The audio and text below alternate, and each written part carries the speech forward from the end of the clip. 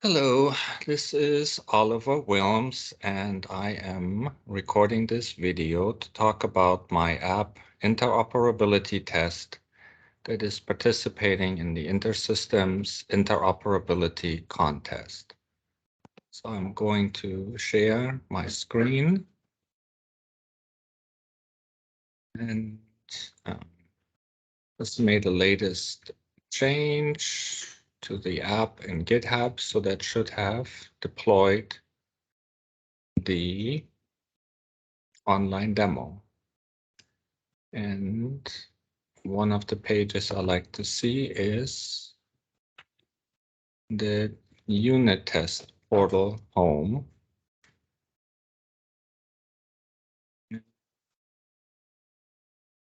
Okay. Actually, it looks like there have been 2 tests run already. Okay, if I want to run the test one more time, I go to the web command window for this online demo. And I need to paste the command to run the unit test, which I'm going to look up in the README documentation.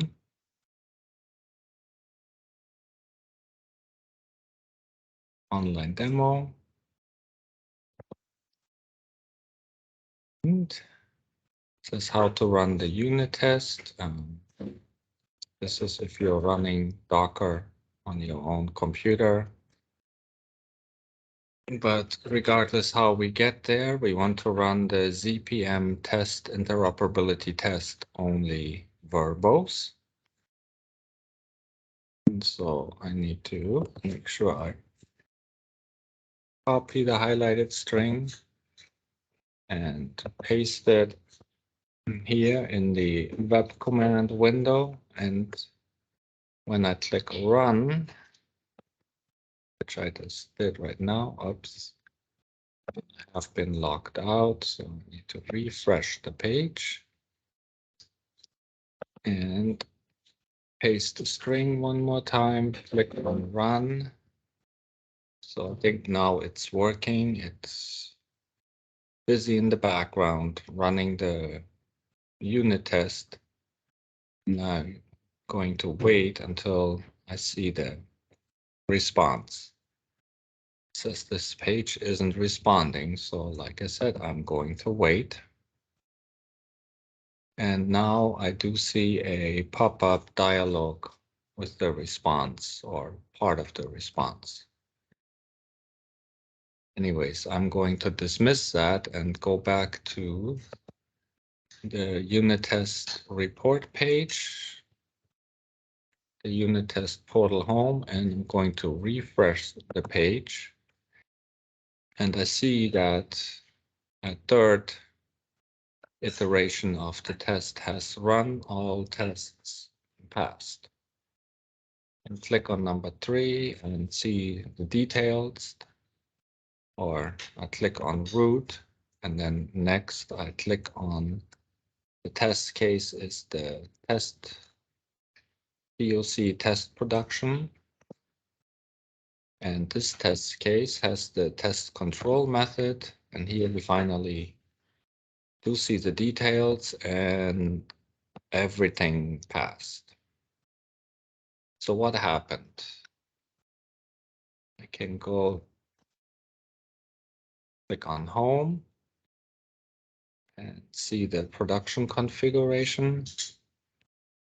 So there's a file service that receives a file.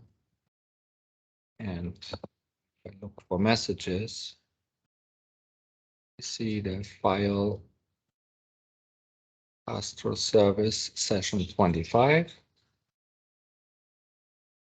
This is the message that was processed for this unit test. There is a stream container that contains the incoming file. It says get internal customer catalog, customer account, and then there is a customer account ID in the file. So this stream is sent to a BPL process that's named POC file. It does a couple traces, and then it sends an authorization request that gets a response stream here that needs to be passed to the POC request.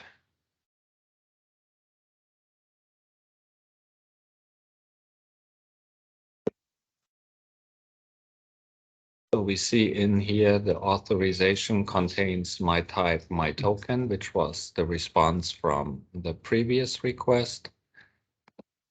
This one sends a response back, catalog type, and catalog items is just an empty array.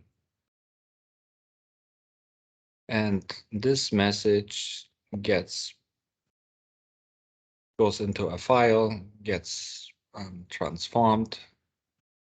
But this is the response that goes to the POC response file operation. That is the response to the incoming file. In the real production, there's an SFTP server that receives the file, and this file will be made available for the external system to retrieve the response message. We can see in this production there's also authorization and API services, and they did receive a request right after the file pass-through service request was processed to retrieve the authorization and then get the data. This is to simulate the external system, which is not connected to the online demo, of course. So in this unit test, everything passed because there were no errors. That's the only thing that's being checked currently. So for enhancements, I plan to add on to the tests that are defined. Right now, there is this POC test production class. And in here, I have the on before production start is where a file is being copied, line 80, so that the production has a message to process. And at the very end, it calls the check errors method, where I confirm that there are no errors, and then the unit test passes. I think that's what I wanted to show today. So I hope if you like my app, you will consider voting in the interoperability contest. Thank you for now, and see you later.